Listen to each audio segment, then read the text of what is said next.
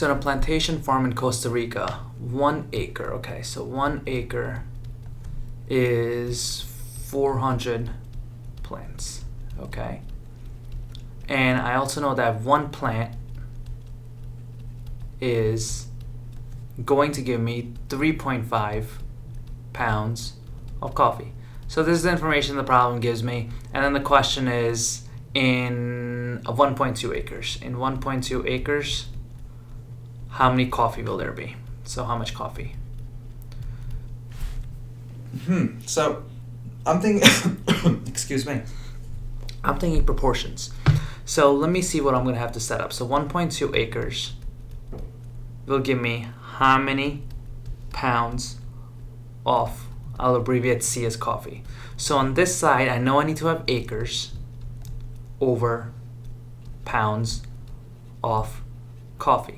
So I need to be able to derive this information over here from the original 2 things that the problem gives me. So let's see what's happening here. 1 acre is 400 plants, and 1 plant is 3.5 pounds of coffee. Now, I have 400 plants here, which I know is 1 acre. So if I can figure out 1 acre gives me how many pounds of coffee, I should be able to do this proportion. Let's see, if I have 1 plant here, what if I multiply this whole thing by 400? The reason I'm going to multiply this by 400 because I know there's 400 plants in 1 acre. So if I can figure out, if I can convert this into 400 plants, then I'll know that in 1 acre, it'll be this many pounds of coffee. So let's multiply this whole thing by 400. So then I'll have 400 plants is 400 times 3.5 will give me 1,400 pounds of coffee.